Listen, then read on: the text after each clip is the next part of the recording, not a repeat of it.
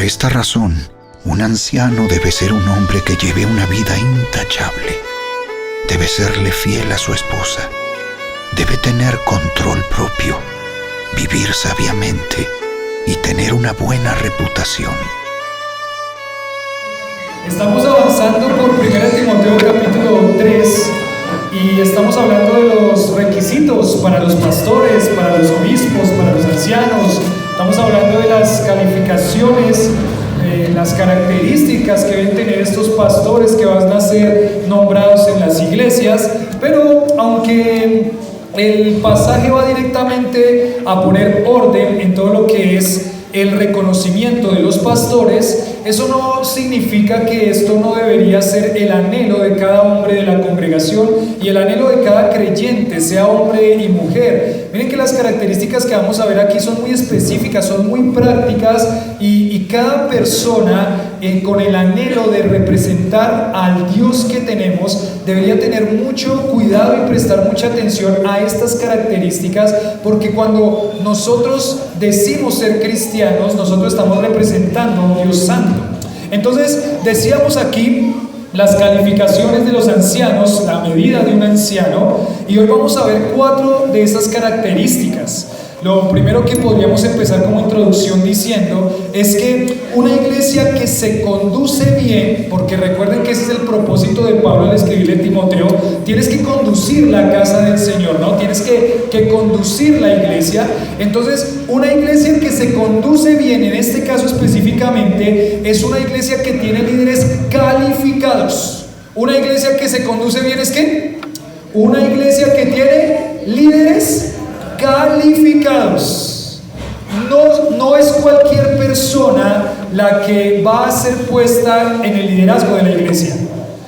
En algún momento decía alguien, como no sirvió para nada más, entonces vaya y sea pastor.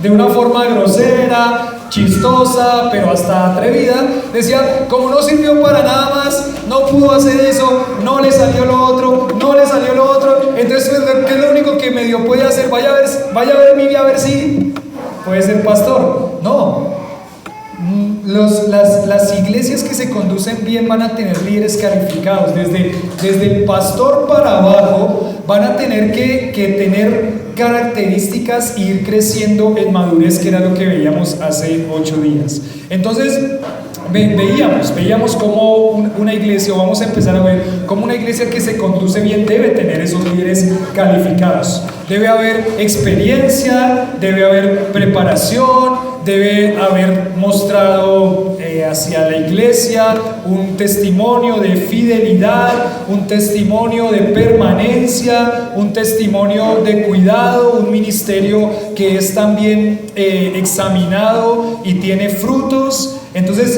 esto no es cualquier ministerio, esto es la obra del Señor, esto es la obra del Señor. Hay el deseo de Dios, como Él lo ha diseñado ahí en su palabra, para su plan como iglesia. El diseño de Dios es que la iglesia no solamente tenga un pastor, sino que tenga ¿qué? Varios pastores, que tenga, como le dicen en algunos contextos, una pluralidad de ancianos, una pluralidad de pastores. Entonces, lo que se anhela es que en esta iglesia un día hayan ¿cuántos pastores? Por lo menos más de uno. ¿Listo?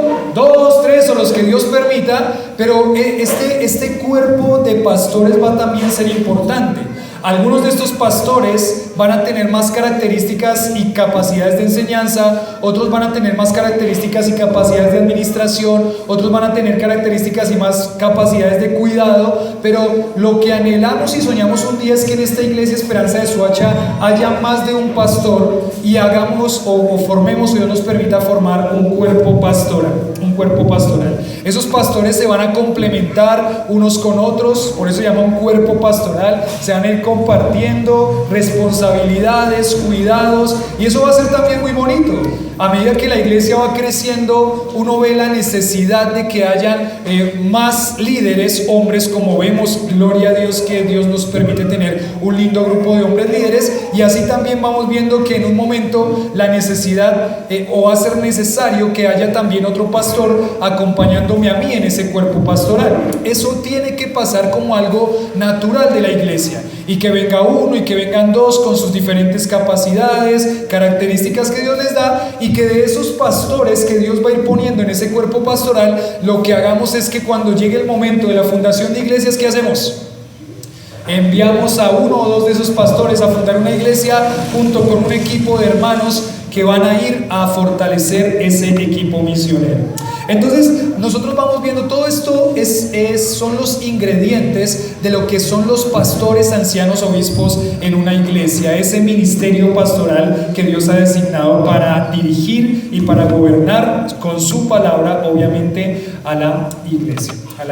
Entonces, aquí vamos a empezar a ver estas características, porque una iglesia que se conduce bien tiene líderes calificados y muy bien calificados. Entonces aquí vamos a encontrar a continuación una lista de características de esos pastores, ancianos. Estas cualidades, decía una frase que encontré, estas cualidades pueden servir también para que cada creyente, o sea, cada creyente que está aquí en este momento, que espero que puedan estar concentrados, para que cada creyente evalúe su madurez. Esta lista va a evaluar la madurez de cada creyente. Va a ser las calificaciones para los pastores, pero va a evaluar la madurez de cada uno de los creyentes que están acá. Esto es una evaluación. Y quizás se va a fijar en algunos aspectos de su vida que necesita cambiar y necesita fortalecer. Porque el peligro más grande que tenemos nosotros como seres humanos es pensar que ya estamos, que ya llegamos hasta ahí y que de ahí no hay mucho más por crecer. No siempre hay algo por crecer, y quizás en este momento, cuando empecemos a ver las cualidades o las calificaciones de los pastores, se va a poner una presión sobre su vida. Y se va a poner una presión porque estas características o cualidades son muy prácticas. Y usted puede estar pensando, oiga, yo estoy fallando también en esa área. Aunque yo soy mujer y nunca voy a ser pastor porque eso fue diseñado solamente para los hombres, yo estoy fallando también en esa área, y Dios también quiere mi madurez espiritual. Dios también quiere que yo crezca espiritualmente, y quizás he descuidado esa área, quizás ni siquiera me había dado cuenta que tenía que ponerle atención a esa área. Quizás me voy dando cuenta también que han venido ataques con relación a esa área y yo no he sido cuidadoso o no he sido cuidadosa, y he dejado quizás que entren cosas a mi vida que me están desviando de la sincera fidelidad a Cristo. Entonces estas cualidades van a poner presión sobre nuestra vida, van a evaluarnos. Es una evaluación del corazón. Es cuando usted va al médico, ¿y qué le dice al médico? Doctor, vengo por unos exámenes. ¿Y por qué viene por unos exámenes? ¿Le está pasando algo? No, porque mi esposa me dijo que me hiciera los exámenes. ¿Le está pasando? No, porque mi esposa me dijo que me hiciera los exámenes. Bueno, ¿pero para qué quieren los exámenes? Bueno, pues para saber cómo qué. Pues cómo estoy. Si tengo los triglicéridos altos, ¿cierto? Que pues porque allá nos reunimos todos los miércoles con esos hombres y es pan, salchichón, pan, roscón, pan. Entonces, si tengo los triglicéridos altos, si el azúcar está bien, sí, puede ser que no, pero lo que usted quiere hacer es hacerse un examen para saber cómo está, y este es un examen de su vida espiritual. Porque la vida espiritual implica crecer y madurar en muchos aspectos, y estas calificaciones de los ancianos van a ayudarnos también a nosotros a examinarnos. Entonces, vamos a hacer un examen, ¿listo? Un examen. En primer lugar, en principio, ustedes saben lo siguiente: cuando Dios nos permita ordenar un pastor o una persona que va hacia ese proceso pastoral, esto es lo que tenemos que ver en ese hombre. Si no, no puede ser pastor. Listo, te va a tener de pronto que esperar un tiempo, lo que sea, pero en primer lugar eso, tenemos que ver estas características en estos hombres. Pero en segundo lugar, cada uno de nosotros nos vamos a evaluar a ver cómo estamos en estas áreas. ¿Listo? ¿Sí? ¿Me siguen? ¿Sí? ¿Quieren el examen?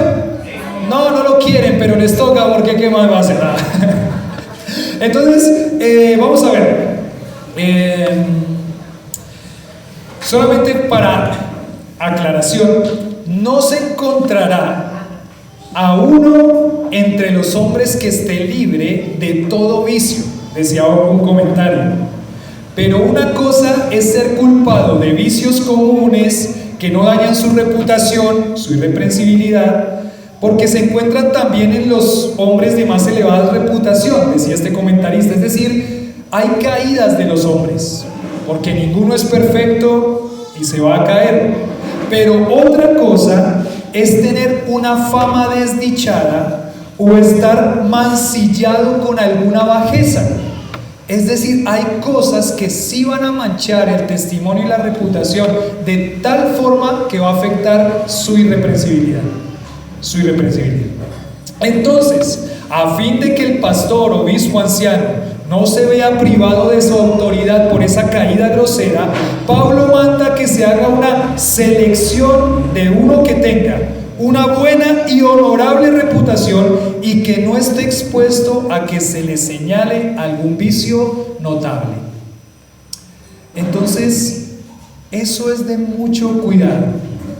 No, decíamos hace 8 días, los hombres van a tener que cuidar su testimonio toda su vida, desde jovencitos, van a tener que cuidar su testimonio.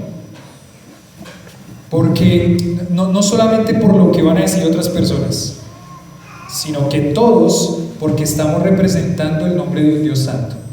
El creyente no puede vivir su vida como él quiere. El creyente tiene los ojos encima del mundo que van a decir: ah, ¿usted es cristiano? Sí, amén, qué bien. He podido ver ese testimonio de vida de creyente que no es perfecto, pero es un hombre que se conduce, o una mujer que se conduce con integridad. El primero, dice ahí capítulo 3, versículo 1, palabra fiel: si alguno anhela obispado, buena obra desea, pero es necesario que el obispo sea irreprensible. Y que dice prácticamente la primera: marido de una sola mujer. El mismo concepto ahí, para que los que anotan, aparece en Tito capítulo 1 y el versículo 6. En Tito capítulo 1 versículo 6 también aparece el concepto de marido de una sola mujer. No tienen que ir a Tito 1:6, solamente pónganlo ahí, aunque Tito no está lejos, pero solamente pónganlo ahí. Marido de una sola mujer. Esto es muy interesante porque esta lista seguramente no fue al azar. No fue que Pablo dijo: a ver, primero pongamos marido de una sola mujer, después... No, este requisito de marido de una sola mujer aparece de primero, y seguramente porque tenía una intención específica para que la iglesia pudiera determinar la calificación de un hombre que está yendo camino hacia el ministerio pastoral, o que dice anhelar el ministerio pastoral. Entonces, después de afirmar la irreprensibilidad, o que sean irreprensibles, él va a dar estas áreas específicas en las que un hombre debe ser sin reproche. No se le puede reprochar por nada en cuanto a estas características. No es una ubicación al azar. Pablo lo puso en primer lugar de la lista, y seguramente porque si este punto de un hombre no está controlado, este punto va a afectar el resto de las cualidades de las calificaciones. Entonces no es al azar, Pablo lo pone ahí de primero. Este punto de marido de una sola mujer tiene que ver con la vida moral de este hombre, la moralidad, la vida de su moralidad sexual, en este caso específicamente. Y lo que tenemos que pensar es que va a requerir tiempo para ver estas características en la vida de un hombre muy firmes. O sea, una característica muy firme en la vida de este hombre. Esto va a requerir tiempo. Y va a requerir tiempo, ¿por qué? Va a requerir tiempo porque nosotros como seres humanos somos expertos en esconder. ¿Sí o no? ¿No quieren decir que sí? Tranquilos, no tienen que decir que sí. Pero nosotros como seres humanos somos expertos ¿en qué? En esconder. Somos expertos en tapar cosas. Y en esta área de la vida y de la pureza sexual también, igual, quizás aún más, porque los pecados en la vida de moralidad sexual son mucho más escandalosos, no son más que otros, pero son mucho más escandalosos y mucho más que vergonzosos. ¿Sí o no? ¿Sí? ¿Tampoco quieren responder? Bueno, yo les digo sí. Mucho más vergonzosos estos pecados de la vida moral. Entonces, cuando uno tiene ese miedo de que su ídolo, que es usted mismo, que su imagen caiga, entonces uno es experto en ir ¿qué? Escondiendo, tapando. Nosotros estamos en unas rendiciones de cuentas con algunos hombres y prácticamente esa es la primera área que tratamos cada vez que alguien llega a esa rendición de cuentas nuevo. Es la primera área que tratamos y es el área que vamos evaluándonos cada semana. ¿Cómo estamos en esa área? Porque es fácil llegar a esconder estas situaciones de la inmoralidad sexual. Entonces, por eso es que este hombre que va a ser reconocido como pastor requiere tiempo evaluarlo, y en esta área va a ser evaluado minuciosamente, escarbando su corazón y pidiéndole al Señor que haya algo genuino en él, que quiera realmente atacar y vencer el pecado, porque esta área en el pastor está de primera, que sea marido de una sola mujer. Ahora sigamos viendo, tiene que ver con la vida moral. Hay varias situaciones que se han planteado a lo largo de la historia de la iglesia, y quizás algunas posiciones en cuanto a qué significa que sea marido de una sola mujer o qué no significa que sea marido de una sola mujer. En primer lugar, no significa que un hombre soltero no puede ser pastor. ¿Sí? No significa que un hombre soltero no puede ser pastor. No, pues ahí dice que tiene que ser marido de una sola mujer, pues tiene que estar casado. No específicamente, el texto no está especificando que él tiene que ser casado. Es más, sería difícil esa situación porque Pablo no era casado, Timoteo no era casado, Tito no era casado, y muchos no eran casados y ejercían esa función de pastor. Entonces habría una contradicción. Entonces, no quiere decir que un hombre soltero no pueda ser pastor. Obviamente, con un hombre, hablábamos en la reunión casera el viernes, con un hombre soltero que si va a llegar a la vida pastoral, tocaría tener mucho más cuidado, es mejor acompañarse con otro pastor que esté casado, toca tener ciertos cuidados, por ejemplo, con él como hombre soltero para ciertas cosas. Entonces sí, desearíamos que fuera casado, sí, mejor, porque también el matrimonio le va a ayudar a crecer en muchas cosas, le va a ayudar a trabajar su vida, a trabajar su corazón, a trabajar su pecado. Decía el pastor Daniel que el matrimonio es una excelente herramienta de santificación. Amén. Que los hijos son una excelente herramienta de santificación. Amén. ¿Cómo nos santifican los hijos? ¿Cómo nos santifica la esposa? Bueno, digamos que al revés sería en este caso. Ay, ¿cómo santifico yo a mi pobre esposa?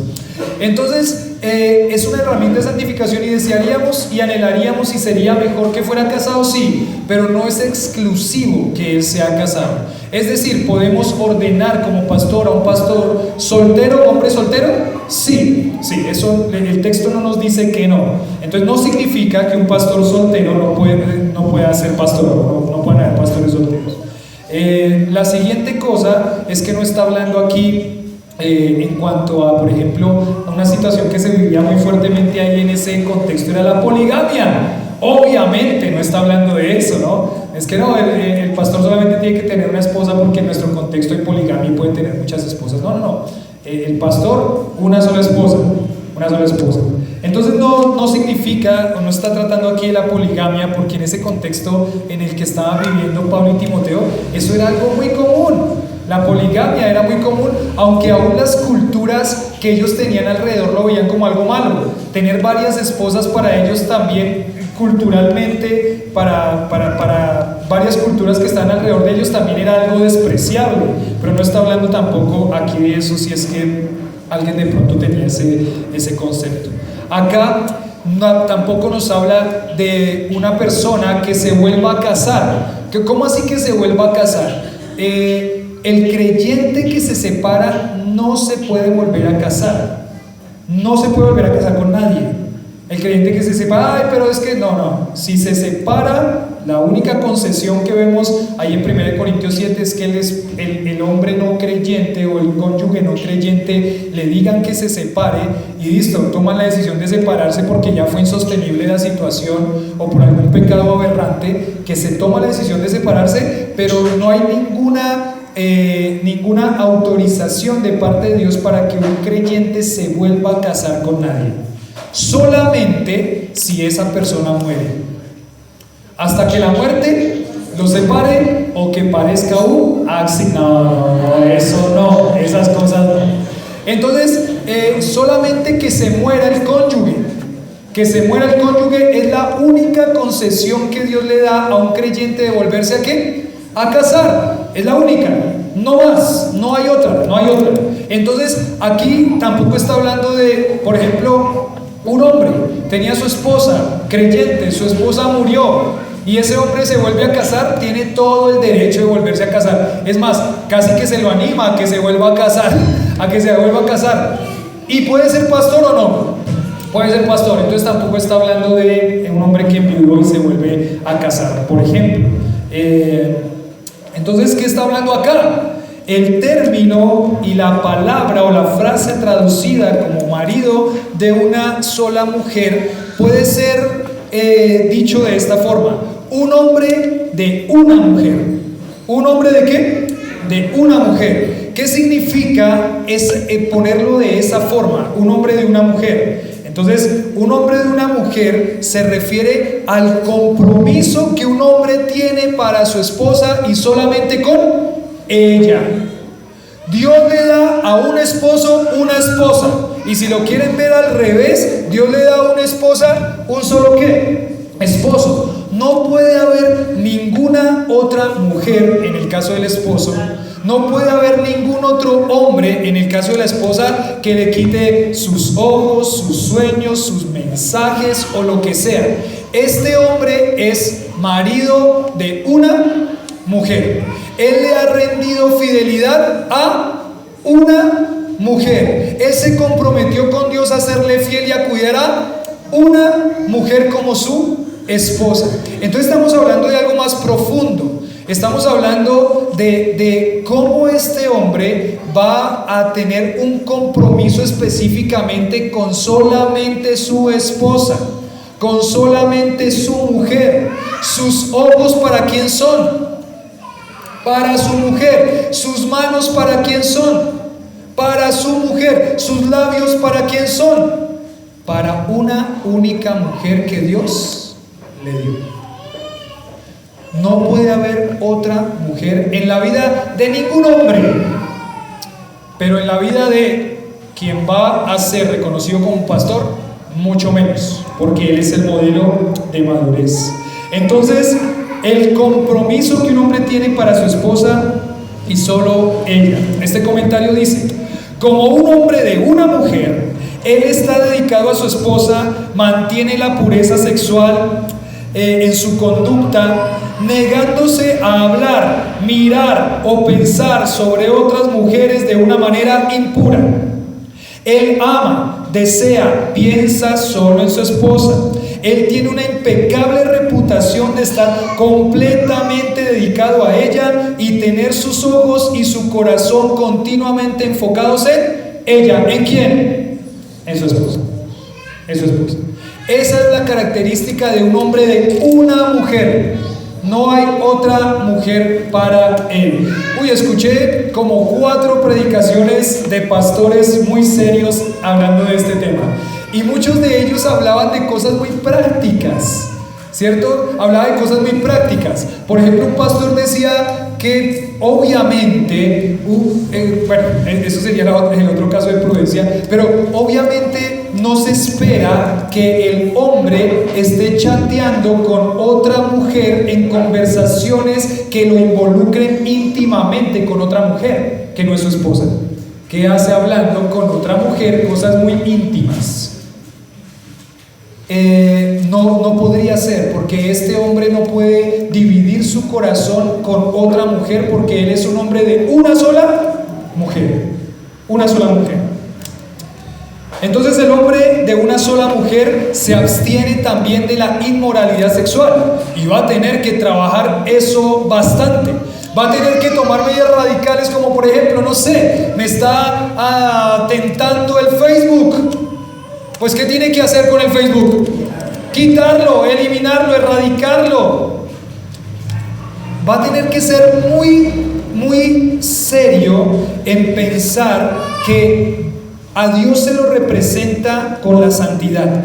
Y en este caso, la santidad es una pureza sexual y una pureza moral. Por eso este hombre es marido de una mujer y es reconocido por eso. Es reconocido por eso.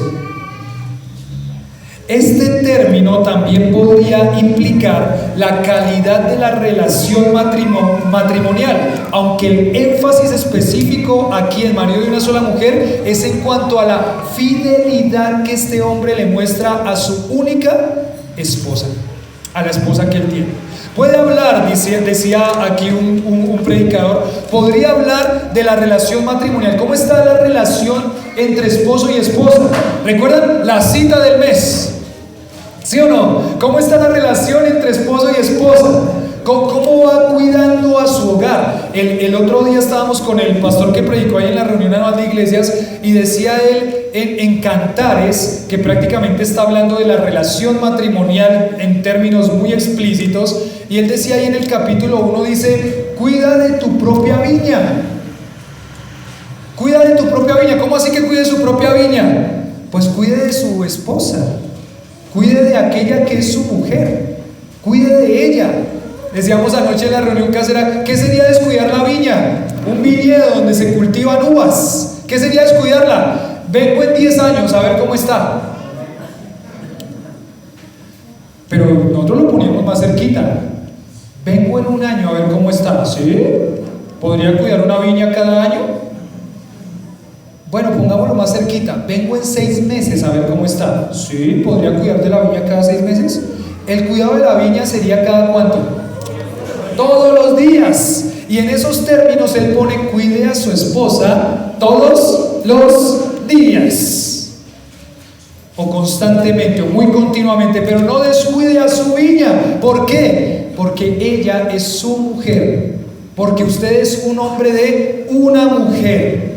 Porque Dios le ha dado una mujer y tiene que cuidarla, amarla, respetarla con todo lo que mi esposa no me está viendo, chateo con esta, mi esposa no me está viendo, veo esta, pero Dios lo ve, pero Dios lo ve y con Dios no se puede esconder, no se puede esconder.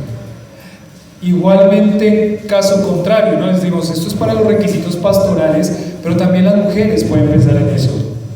Las mujeres también pueden pensar, las mujeres, ustedes también son mujeres de un solo hombre, mujeres de un hombre. Entonces hay que tener cuidado, van a venir tentaciones y situaciones difíciles, pero el mismo concepto en caso contrario. Por aquí estamos hablando de los hombres, las mujeres dijeron, ay no, de nosotras no nos diga que a nosotros ya nos dio palo hace 15 días. No, sigan dejando a los hombres. Bueno, está bien, sigamos con los hombres. Él es un hombre de una sola mujer y se abstiene de inmoralidad sexual. No puede ser pastor si no se conduce en integridad moral, siguiendo los patrones bíblicos de integridad moral. Entonces estamos hablando, un hombre que tiene muchas mujeres no puede ser pastor, obviamente. Un hombre que está dedicado y que tiene una adicción a los sitios de pornografía, por ejemplo, no puede ser pastor. Él está cuidando su vida moral, él está cuidando su vida, su relación en ese aspecto. Entonces no puede ser en ese momento, tiene que trabajar mucho sobre esta área. Si este hombre está entregado a estos vicios, a estas cosas en cuanto a su inmoralidad sexual, no puede servir, y no solamente no puede servir como pastor, no puede servir en muchas áreas, porque él va a estar luchando con algo que tiene mucho poder. Entonces va a tener que trabajar. Por eso les digo, esto es para los pastores, pero esto no deja afuera a todos los hombres y aún las mujeres. A nosotros, o a mí me aterra las estadísticas que hablan o mencionan de la cantidad de mujeres que están involucradas con la inmoralidad sexual en sitios, en páginas. Es terrible. Es terrible la estadística de la cantidad de mujeres. Uno diría, eso solamente es una lucha de los hombres. No, hay muchas mujeres involucradas en todo esto también. Entonces hay que cuidar la moralidad porque estamos representando a un Dios santo en primer lugar. Entonces, si no puede servir, no puede, una persona que está luchando con estas cosas está luchando con su propio egoísmo, satisfacerse él por algo de unos medios que Dios no le dio. Entonces está luchando con mucho egoísmo, y si tiene todo ese egoísmo ahí en su corazón, ¿cómo puede servir a los otros? No va a poder hacerlo de una forma como Dios le agrada. Entonces va a tener que trabajar con esto los hombres, cada hombre, para ser agradables a Dios, pero también aquella persona que va a ser reconocida como un pastor en una iglesia va a tener también que tener esta área muy bien en su vida, muy bien en su vida. Y es obvio, porque si él no trabaja esto antes de, lo que va a pasar en un futuro, ya siendo pastor, siendo casado, siendo un hombre, puede ser que caiga en pecados muy graves que desacrediten al Señor, que desacrediten a la iglesia y que desacrediten su ministerio, y que por causa de eso el nombre de Dios sea blasfemado. Entonces, marido de una mujer, esposas, oren por nosotros como esposos, oren por nuestra pureza sexual, oren porque nosotros podamos ser fieles a nuestras esposas con nuestras miradas, pensamientos, manos, labios, con todo lo que eso implica. Oren por nosotros, por favor. Manténganse cuidadosas, manténganse alerta. Ahora no es que le van a echar la culpa a las esposas, ¿no? Usted no estuvo pendiente, el pastor le dijo y usted no estuvo pendiente. No. Pero le estoy diciendo mi consejo como hombre y como pastor: oren por sus esposos, cuiden sus esposos. No puede haber un hombre que diga: las claves de mi celular no las tiene mi esposa. Eso no debería pasar. La esposa debería estar con acceso a todo lo que usted es en cualquier momento. En cualquier momento. Ese tiene clave y mi amor, no me das la clave del celular. No. Ni loco. No puede pasar eso. Eso no puede pasar. Él es marido de una mujer, y con esa mujer tiene confianza porque él se conduce en integridad, porque él se conduce en pureza sexual. Sí va a batallar el hombre, siempre va a batallar el hombre con esto, pero vamos a tener que conseguir herramientas para matar el pecado. Esto no puede ser la constante de ningún hombre creyente. Él es marido de una mujer. Él cultiva su integridad moral. Él es franco con sus luchas. Él rinde cuentas de esto. Él lucha contra el pecado. No quiere decir que no va a pecar, que no va a caer, pero él va a tener una vida que va a trabajar hacia eso. El hombre que lucha con esto no puede decir: no, pues eso es una lucha de todos los hombres, pues bueno, así es. No. Este hombre va a tener integridad para trabajar con este pecado. Y miren, aquí yo lo anotaba en una frase en inglés, porque cuando me dieron características y atributos ahí en el CCP, era un hombre que vino de Estados Unidos y le traducían, y él decía aquí en esta frase: si tú pierdes tu matrimonio, tú pierdes tu ministerio. Así de sencillo y fácil. Si tú pierdes tu matrimonio, tú pierdes tu ministerio. Todos los ministerios implicados. Es más, un pastor que cae en infidelidad, adulterio hacia su esposa, no puede seguir siendo pastor ni en ese momento ni nunca más. ¿Me escucharon bien? ¿Lo vuelvo a repetir o ya se durmieron? Lo vuelvo a repetir. Un hombre que es pastor y que cae en adulterio, en infidelidad sexual, no puede seguir siendo pastor ni puede volver a ser pastor nunca. Ese ministerio queda perdido para él. Que puede restaurar su matrimonio y su familia y puede servir en otras áreas, sí, puede llegar a ser restaurado, pero como pastor, no puede ser nunca más pastor. Ya tiene algo de que ser ¿qué? Señalado y acusado. Y aquí dice irreprensibilidad, que nadie pueda decir y señalar algo con relación a ese hombre en estas áreas. No puede ser pastor y no puede seguir siendo pastor y no va a volver a ser pastor nunca más. Es así de grave, porque Dios es un Dios santo y este ministerio pastoral honra al Señor. Entonces es así, a ese punto es. Desafortunadamente en muchos contextos esto no es una realidad, porque las calificaciones no son bíblicas, porque la forma de evaluar esto no es bíblica. Entonces dejan que si un pastor es infiel a su esposa, 3 mesecitos, 6 mesecitos, un añito y regrese al ministerio pastoral. No, eso no es lo que vemos aquí bíblicamente. Irreprensibilidad significa nada de que ser señalado. Si un hombre es infiel a su esposa en adulterio físicamente, entonces ese hombre no puede ser pastor y no puede seguir siendo pastor. Él pierde su ministerio. Si tú pierdes tu matrimonio, pierdes tu ministerio. Si pierdes tu matrimonio, pierdes tu ministerio. Entonces ven la importancia, ¿no? Dice, mi primer ministerio es la familia. Bueno, pongámoslo en un plano. Les he dicho siempre, no lo pongan por categorías de primero, segundo, tercero. Pónganlo en un plano. Todo lo que Dios le dio es importante, ¿listo? Todo. Su ministerio, su familia, sus hijos, su trabajo, todas sus responsabilidades son importantes.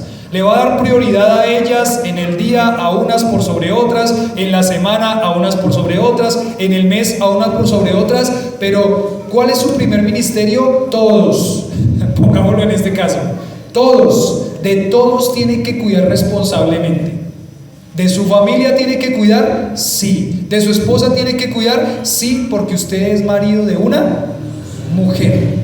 Una sola mujer. ¿De sus hijos tiene que cuidar? Sí. ¿De su ministerio tiene que cuidar? Sí. ¿De su trabajo tiene que cuidar? Sí. ¿De su tiempo tiene que cuidar? Sí. ¿De todo tiene que cuidar? Tiene que ser responsable con todo eso, porque Dios se lo dio y usted y yo somos solamente administradores. Van a haber prioridades. En este día lunes la prioridad es mi familia, mis hijos. En esta noche la prioridad es mi esposa. En este momento la prioridad es la reunión casera. Listo, hay prioridades, pero todo es importante y todo tiene que ser cuidado. Pero entiéndanlo y entendámoslo bien. Si pierden su matrimonio, pierden su ministerio. O si perdemos nuestro matrimonio, perdemos nuestro ministerio, porque yo también estoy ahí. Entonces hay que orar mucho por el ministerio pastoral, por los hombres de la iglesia, por los matrimonios de la iglesia, porque si pierdes tu matrimonio, pierdes tu ministerio. Decía aquí esta frase: si tú piensas, a mí no me importa, quizás tú tienes que pensar en algo más que hacer. Lo que significaba ahí en ese contexto, cuando me estaban enseñando esto, era: si un hombre dice, no, esto no es tan importante, eso de la moralidad sexual no es tan importante, eso de ser marido de una sola mujer, yo me puedo dar mis concesiones, mis canitas al aire de vez en cuando. Usted debería pensar en otra cosa que más que hacer, menos en el ministerio pastoral. Menos en el ministerio pastoral. Y si usted es cualquier hombre que dice, no, esto no es tan importante, tiene que examinar su corazón, porque esto es muy importante para Dios, muy importante para Dios. Termino diciendo, en cuanto a esa característica, Él ha sido fiel, mientras que ha tenido esa sola mujer, mientras ha sido creyente, Él ha sido fiel y es fiel a una sola mujer. Él ha sido fiel y es fiel a una sola mujer. Un hombre, bueno, ese ya le dije, Él vive para una sola mujer. Y aquí hay que tener cuidado, ¿no? Decía un predicador anoche que escuchaba, decía él: no, es que yo soy un hombre muy cariñoso. Bueno, cariñoso con su esposa no más. No, es que yo soy un hombre muy atento. Bueno, atento con su esposa no más. Hay para los que se están durmiendo, que espero que no sea ningún hombre que se está durmiendo. Es que yo soy muy cariñoso con su esposa nomás. Es que yo soy muy cuidadoso con su esposa nomás. Es que no sabe, pastor, esa mujer necesita tiempo para que alguien la aconseje. Y yo me voy a sacrificar para eso. con su esposa no más. Con su esposa no más. Guarda eso para tu casa, decía el predicador.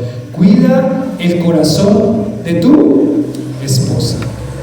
Cuida el corazón de tu esposa. ¿Cómo le cae a una esposa? No me respondan esposa, no.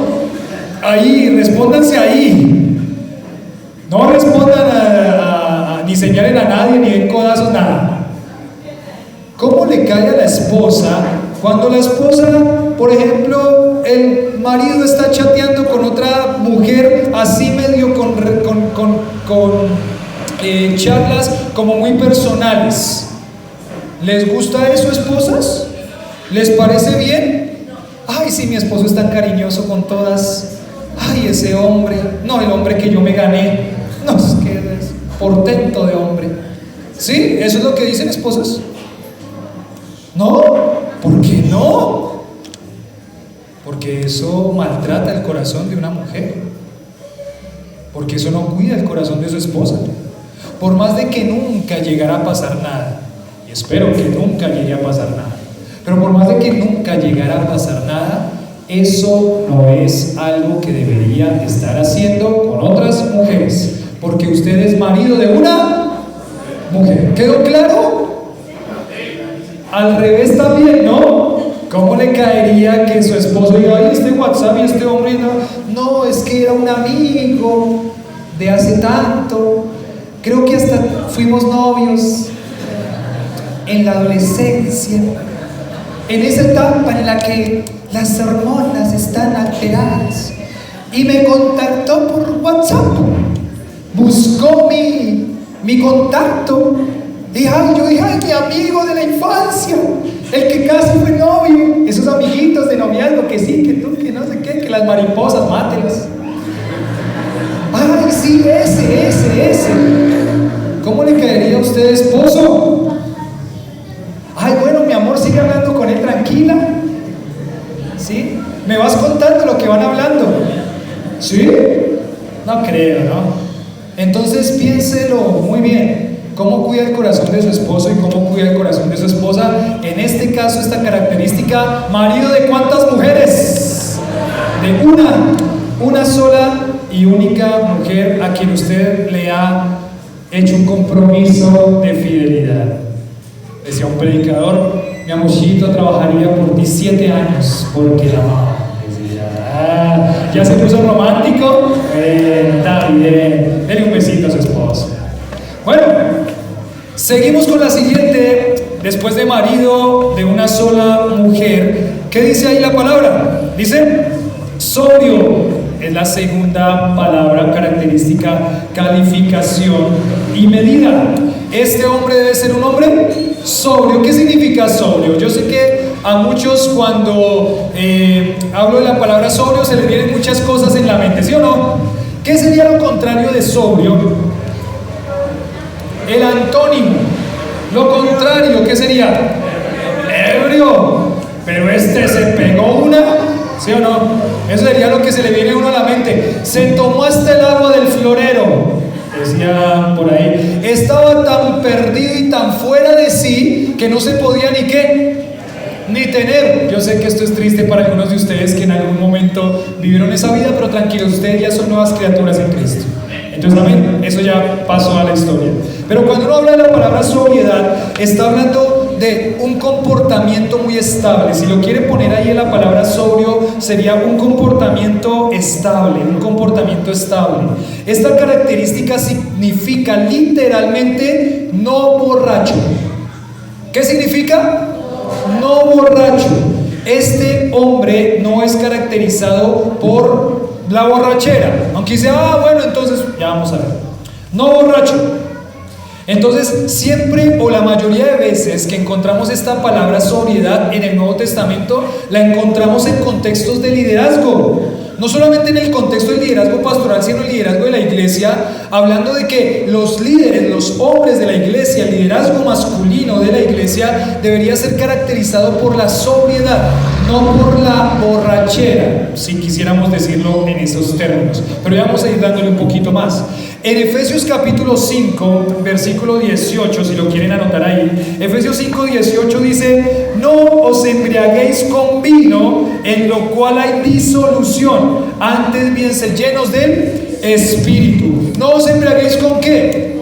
Con vino. Entonces, la característica de un hombre que va a vivir una vida espiritual de madurez es un hombre que no se caracteriza por la bebida alcohólica en ninguna de sus expresiones. No solamente porque no se va a emborrachar. Hay una persona que podría decir: pero es que a mí una no me hace daño, no me hace nada. Pero es lo que implica en nuestra cultura, en el contexto, y lo que puede implicar un solo sorbo, una sola licencia en cuanto al alcohol para una persona. Entonces, este hombre no se caracteriza por la borrachera y no se caracteriza por ser dado al vino, dado a la cervecita, dado a los guarilaques, no sé cómo se le llama más, dado a lo que sea, al chupe, no sé, como sea, a la polita. No se caracteriza este hombre por ser dado al vino, por ser dado a las bebidas alcohólicas. Miren, es tan así, yo les comentaba a los hermanos de la membresía, es tan así que había un pastor que, cuando no era pastor todavía, él fue a recoger al aeropuerto a un hombre que era pastor y que él admiraba mucho. Cuando él llegó al aeropuerto, y bueno, lo recogieron, fueron a almorzar con el hombre. El hombre dice que vino el mesero y le ofrece un vino. Y entonces este pastor le dice: sí, que le sirvan vino, y le sirvió vino. Para este hombre que estaba ahí admirando a su pastor, que estaba ahí, que él quería tanto, dijo: en ese momento para mí se cayó mi testimonio con relación a ese pastor. Dice: pero es un vinito, eso se lo sirven en cualquier lado. Mire, no dado a qué, al vino. Que un vino que me hace que para el estómago, que lo que sea, eso puede afectar su testimonio y quitar su testimonio de irreprensibilidad. Aparte, usted puede ser una persona que puede no tener problemas con el vino en este momento, pero usted no sabe si eso va a ser un problema en el futuro. Entonces, mejor que no se arriesgue. No se arriesgue. Decía: ay, pero es un vinito. Pues, ¿cómo llegó el alcohólico a ser alcohólico? Se emborrachó de una vez, de primerazo. ¿Cómo llegó al que es drogadicto a ser drogadicto? Uno: eso a mí no me hace nada, eso todos lo hacen, y llegó a ser drogadicto. Entonces no se le puede dar concesiones a esto, porque la sobriedad tiene que ver con este hombre. Está controlado. Está controlado, no lo controla otra cosa. Este hombre solamente lo controla el Espíritu Santo. Ahí en Efesios 5, 18, como les leía, se encuentra esa referencia cruzada, y Pablo enseña a la iglesia que no deben emborracharse con vino, sino que más bien deben buscar ser llenos ¿de qué? Del Espíritu Santo. No emborracharse con vino, la palabra sobriedad. La persona sobria no solamente evita la borrachera, sino que tiene la reputación, el testimonio de estar en control en todas sus facultades mentales. Este hombre no tiene una reputación de ser impulsivo, es decir, este hombre no está controlado por ningún exceso. Él está controlado solamente ¿por qué? Por el Espíritu Santo. Este hombre no es de excesos en su vida. No, es que usted no sabe, pastor, me gasté una fortuna en una moto que me gusta, yo soy apasionado por las motos, entonces me gasté una fortuna en esa moto. No, pero espérese un momentico, usted no está con excesos de ropa, de pronto para las mujeres, ¿no? Compradoras compulsivas. Dice: no, igual no tengo plata, entonces ¿qué voy a comprar? Compradoras compulsivas, no puede haber excesos de compras, excesos de comida, no puedo parar de comer. No, este hombre es sobrio, es controlado. Es controlado. Ya me comí 5 roscones en la panadería y voy por el 6º y no puedo parar de comer. No, eso es estar controlado por sus impulsos, no por el Espíritu. Si ya me tomé 50 tintos y quiero el 60, no está controlado por impulsos. Él no está controlado por los excesos. No está controlado por los excesos. Él mantiene una cabeza fría y siempre está en sus cabales. ¿Han escuchado esa frase, no? Este hombre perdió sus ¿qué? Sus cabales. ¿Qué significa perdió sus cabales? se desbocó, como esos caballos desbocados que van por ahí saltando, se desbocó, se descontroló. ¿Qué le pasó? ¿Sí o no? ¡Pastor! Mi pastor no había conocido esa faceta. Un hombre impulsivo, controlado por la rabia. Gritó a todo el mundo, maltrató a todo el mundo, hizo y deshizo. Bueno, una vez, 2 veces, 3 veces, todas las veces. Él no está controlado por ningún exceso, él está siempre en sus cabales. Un hombre, dice acá, con un temperamento calmado. Él domina su tristeza también, no está controlado por la tristeza. Es muy importante esto porque este hombre está controlado por el Espíritu Santo. En los excesos también pueden haber personas controladas por la tristeza, ¿sí o no? Tenemos todas estas situaciones ahora de la depresión y la ansiedad. Están controlados por sus sentimientos, por sus pensamientos, están controlados por sus estados de ánimo. Eso no puede ser en la vida de un pastor ni en la vida de ningún creyente. Algo debe estar pasando en su vida espiritual, porque el hombre, la mujer del Señor tienen que estar controlados por el Espíritu Santo, porque esa es la característica de sobriedad. Sobriedad, no hay nada que controle a esta persona. Él domina su tristeza, también él domina su alegría. También puede ser, ¿cierto? Un hombre que, no, tan alegre, tiró la casa por la ventana, y tiró tanto la casa por la ventana que ya no tiene ni para comer las siguientes 3 semanas. Fue tan alegre que se gastó todo en el fin de semana. ¿Y qué pasó con los otros fines de semana? No está controlado. Hasta la alegría tiene que estar ¿cómo? Controlada. No hay excesos para este hombre. Este es un hombre sobrio. En 2 de Timoteo capítulo 4, si quieren anotarlo ahí, dice Pablo a Timoteo: sé sobrio en todo. ¿En qué cosas? Todo. ¿En cuáles cosas? Todas. ¿En cuántas cosas? Todas. Sea sobrio. Y le dice Pablo a Timoteo, como hombre, pastor, le dice: pastor, sé sobrio en todo. Tú no te puedes dejar llevar por las emociones. ¿Alguna vez se dejó llevar por sus emociones? Amén, dicen por acá con alegría y con entusiasmo. Tranquilos, sobrios. ¿Alguna vez se dejó llevar por las emociones? Sí. ¿Impulsivos? ¿Se salió de sus cabales? Bueno, puede ser que de vez en cuando caiga, pero el creyente va a tener que madurar a tal punto que no lo controle ese tipo de cosas. No lo controlan las hormonas. Perdón, mujeres, pero ese sí fue exclusivamente para las mujeres. No, pastor, es que usted no sabe. Yo estoy, como decía en la palabra, yo estoy con la costumbre de las mujeres, entonces por eso me comporto así. No, sobriedad no lo controlan sus hormonas, o no la controlan sus hormonas. La controla o lo controla el Espíritu Santo. Hoy tengo un bajón. Hoy estoy bajoneado. No lo controlan sus emociones, lo controla el Espíritu, la palabra. Muchos de los pecados que cometemos nosotros como creyentes podrían ser trabajados y quitados si trabajamos con este tema de ser sobrios, controlados, de cultivar una vida espiritual, de fortalecernos en las herramientas espirituales que Dios nos dio. La rendición de cuentas, nuestros hermanos en Cristo, la sujeción hacia el Señor, la sujeción a su palabra, la sujeción a la iglesia.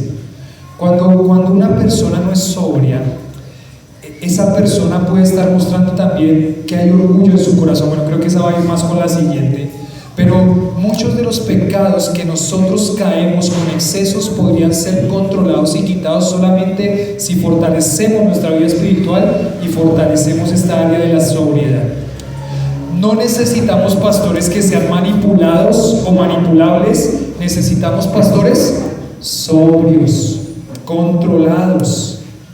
Es un pastor que no se ahoga en un vaso de agua, que viene una situación y se descontroló y perdió la cabeza y perdió el control de todo, y ahora ¿qué hago? No, mejor yo me meto a mi cuarto, me voy allá a una esquina y me pongo las orejas de burro y me quedo ahí en la esquina, y digo, no, nadie me quiere, todos me odian, mejor me como un gusanito.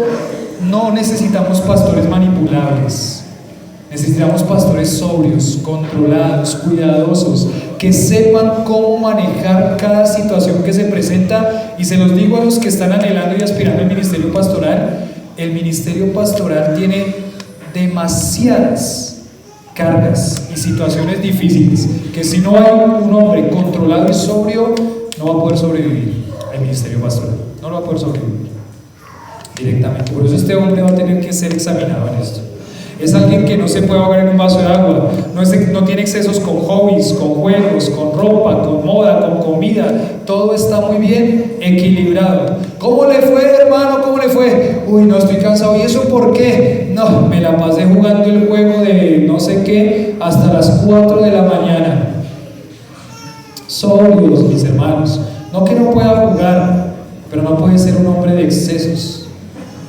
No se imagina, empecé a ver la serie de Netflix y no, me quedé ahí hasta que vi toda la temporada. ¿Y eso cuánto fue? No, como 12 horas, no sabe. Todo el festivo la vi. Cuidado con los excesos. Un hombre bien equilibrado, es la palabra sobrio. ¿Entendido, iglesia? Más claro no canta un gallo, dirían por ahí. En primer lugar, la primera característica o cualidad o calificación de un pastor es marido de una sola. La segunda, sobrio, un comportamiento estable. Pero ahora viene la tercera, que es un hombre prudente. Dice ahí: es necesario que el obispo sea reprensible, marido de una sola mujer, sobrio, prudente.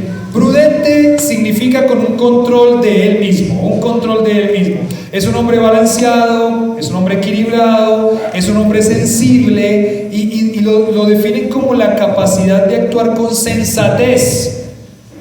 Es como, lo contrario sería, uy, pero ¿cómo se le ocurrió eso? ¡Qué imprudente! ¡Qué insensato!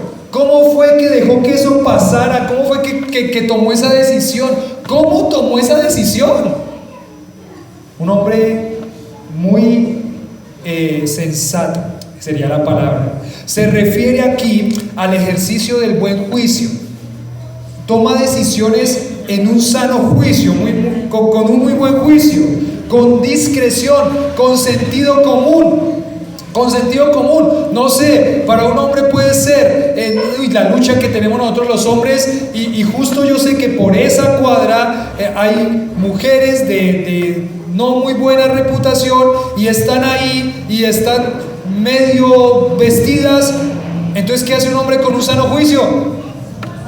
Pues no pasa por ahí. No, tranquilo, que eso a mí no me hace nada. Imprudente. Eso a mí no me va a pasar. Imprudente. Y después le pasa. Y queda uno pensando: este fue el que dijo que no le iba a pasar. Y después le pasa. Imprudencia, insensatez, falta de buen juicio.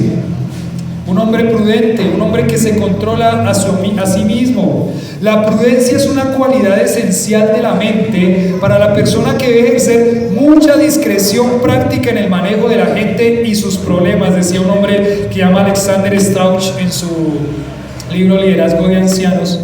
Dice: la prudencia es una cualidad esencial de la mente para la persona que debe ejercer mucha discreción práctica en el manejo de la gente y sus problemas. Muy prudente con sus palabras, muy prudente. Usted se imagina tantas situaciones que vienen de iglesia, y entonces usted, la imprudencia de su boca, la imprudencia de sus actos. Una persona necesita un consejo, unas palabras, usted le dice: pero usted sí es mucha vez. No, prudencia en sus palabras, prudencia en sus actitudes. La prudencia también templa el orgullo, el autoritarismo y también la autojustificación. Miren, cuando hay una persona imprudente, regularmente lo que vamos a tener que trabajar con esa persona es el orgullo. ¿Por qué? Porque esa persona, lo que les decía, eso a mí no me va a pasar. Entonces, ¿qué está mostrando ahí? Orgullo. A usted no le puede pasar, de verdad. Es que usted, ¿cómo se cree muy santo. El que piensa estar firme, mire que no caiga. La prudencia templa el orgullo, porque ese hombre va a tener que, y esa mujer, pero ese pastor o ese hombre van a tener que mirar y examinar por qué yo tomo decisiones imprudentes. ¿Y sabe por qué toma decisiones imprudentes muchas veces? Porque se cree que no le va a pasar. Entonces es un hombre orgulloso. A mí no me va a pasar que me voy a endeudar con esa tarjeta, no me va a pasar. Pero usted ha mostrado mucha imprudencia en el manejo del dinero. Entonces, ¿es prudente que tome la tarjeta? No, pero no se imagina lo que pasó, pastor. Me llamaron del banco y que tengo un preaprobado de 28 millones de pesos. Eso se le iluminaron los ojos. No, eso se le iluminaron. Tengo un preaprobado de 28 millones de pesos. Prudente, hermano. No que no puede tener tarjetas de crédito, porque les puede manejar bien. Pero, si usted es una persona que no ha mostrado prudencia con el dinero, ¿sería prudente que se meta? No, pero usted no sabe. Yo esta vez sí lo voy a hacer bien. No sea orgulloso.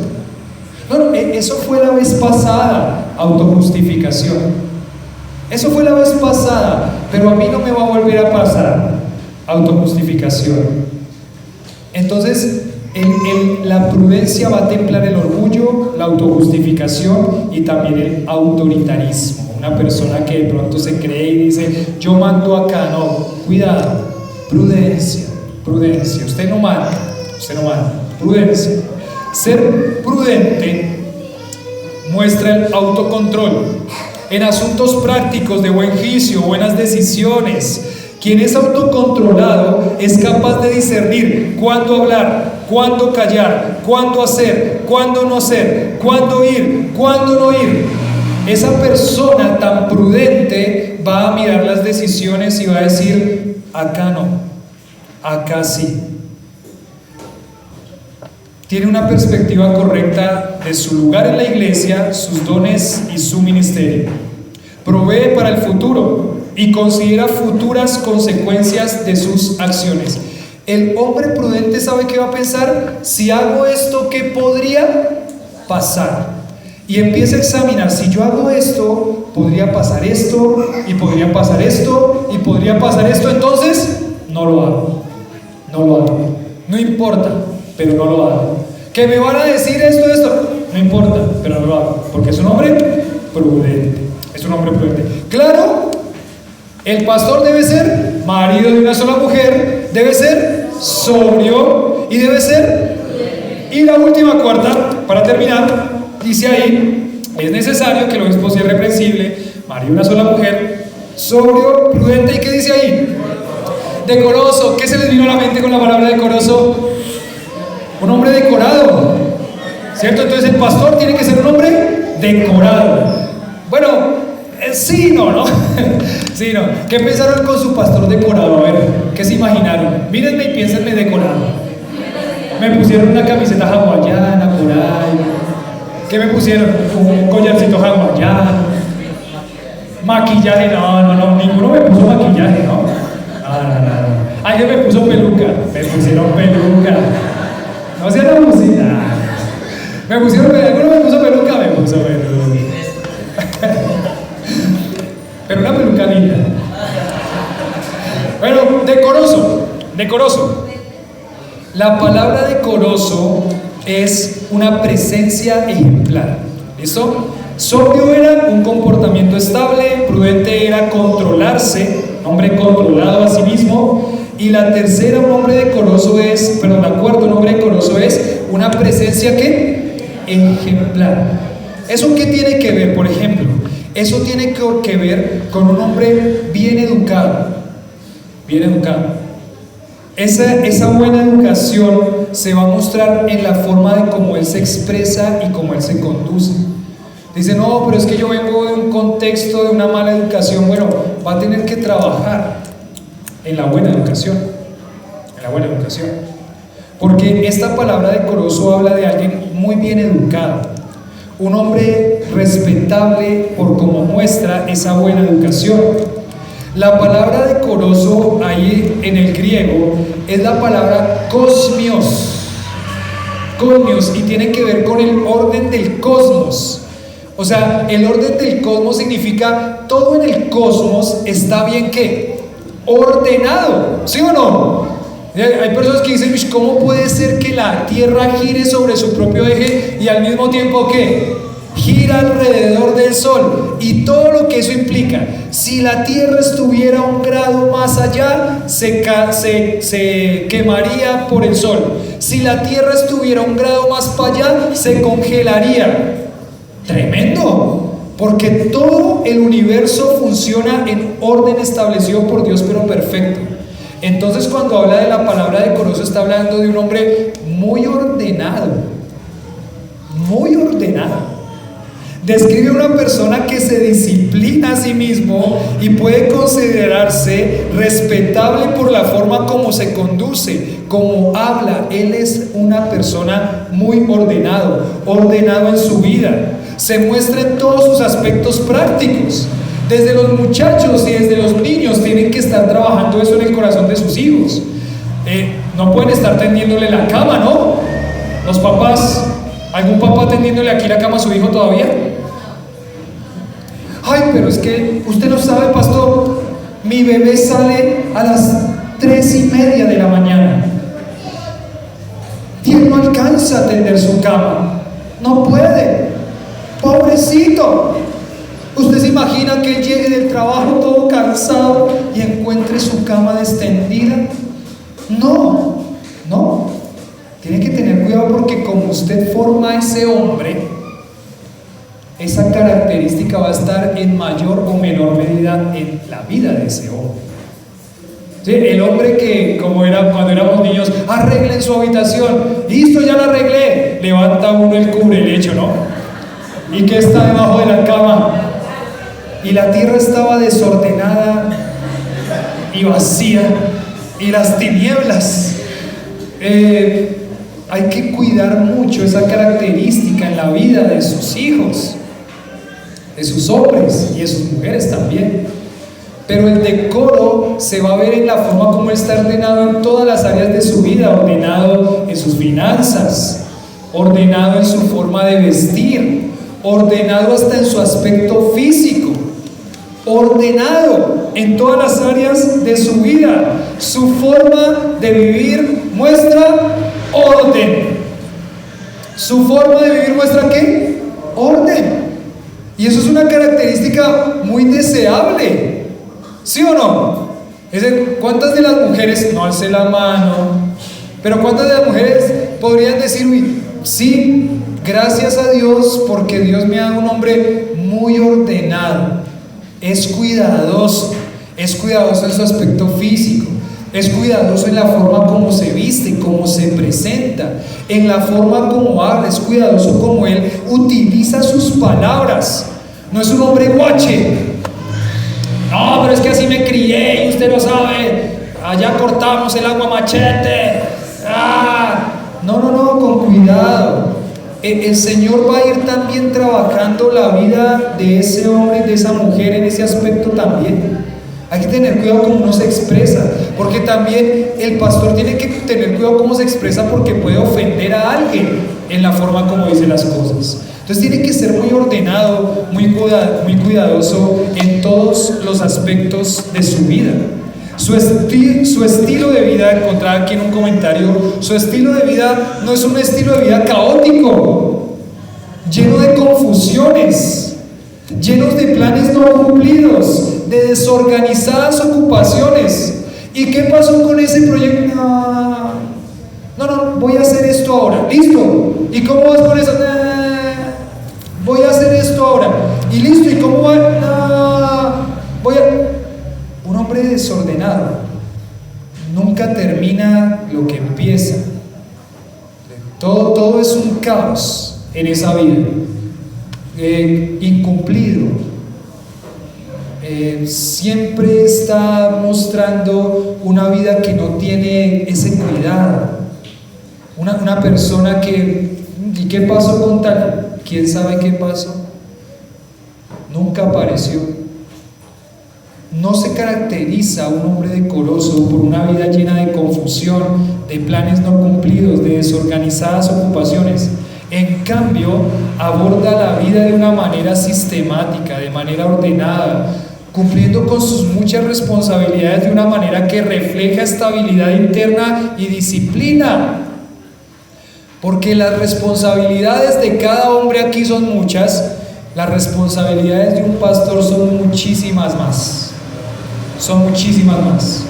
Entonces, este hombre vive una vida de una manera ordenada, cumple sus muchas responsabilidades y las cumple bien.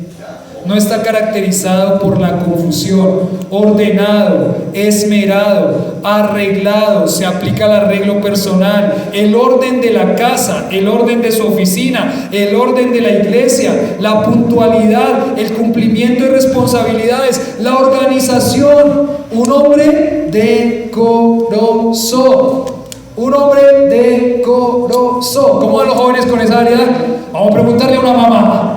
Vamos a ver, la mamá es Elisa. No vamos a exponer aquí a los muchachos. No vamos a exponer a los muchachos, pero eso es un hombre, una mujer decorosa. ¿Recuerdan que hablábamos de eso en la vestimenta de la mujer? Igual, ordenada, cuidadosa. Ahora Pablo lo lleva a este ámbito del pastorado. Ese hombre tiene que tener esas características: puntualidad, cumplimiento de responsabilidades, organización. Es contrario al caos. ¿Alguna vez dijeron, uy, pero ese hombre, su vida es un qué? Un caos? ¿Alguna vez dijo algo de o eso de alguien? Qué triste, qué triste. Su vida es un caos.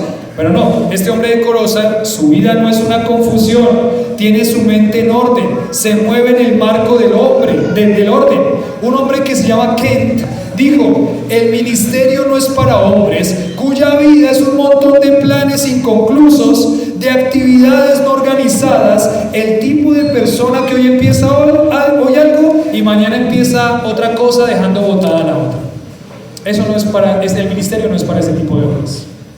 Entonces, si hay un hombre aquí que está anhelando el ministerio pastoral y esa característica, ese atributo, esa cualidad no está en su vida, va a tener que trabajar mucho, pero por lo menos en este momento y en varios años eso no va a pasar. Un pastor desordenado va a llevar una iglesia desordenada.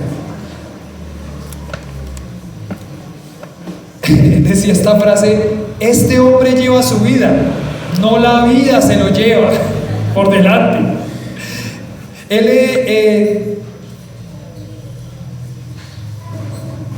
es un hombre que tiene sus prioridades en el lugar correcto, porque es un hombre que está ordenado. Es un hombre que está ordenado. Y uno lo puede ver, por ejemplo, en la vida del Señor Jesucristo. Un hombre con planes, bien ordenado en lo que iba a hacer. Un hombre cuidadoso. En la vida del apóstol Pablo, él no fue, vámonos para cualquier lado, no, guiado, cuidadoso. ¿Saben qué? El plan de Pablo, ¿no? Iglesias fundadas en ciudades principales para que de ahí se multiplicaran. Un hombre muy estratégico y muy ordenado en lo que hacía. En su vida espiritual, el pastor no puede olvidarse de cuidar y ser ordenado en su vida espiritual. Una vida sólida y consistente en su aspecto espiritual. En la vida familiar debe dedicar tiempo a su familia. En todo lo que lo ayude a crecer en su ministerio pastoral debe ser ordenado. La labor netamente pastoral, visitación, consejería, amonestar a los ociosos, amonestar o levantar a los caídos. 5. Su cuerpo físico. No puede haber un desorden en su cuerpo físico. Tremendo, ¿no? Tiene diabetes. ¿Por qué? ¿Será que está un poquito desordenado en su alimentación? ¿Con excesos? Y puede ser que sí. Entonces en su cuerpo físico también. Este hombre es un hombre ordenado. Cuida su cuerpo. Estamos hablando de llevarlo a una adoración al cuerpo. Pero ¿cómo está el ejercicio del pastor? Y el ejercicio me refiero al ejercicio físico. Hay que cuidar eso también. Y es un hombre ordenado en ese aspecto. Dice un hombre que se llama Charles Bridges: la ineficacia de un pastor se debe a que agrede su propio cuerpo al no darle a su propio cuerpo el descanso que su cuerpo necesita.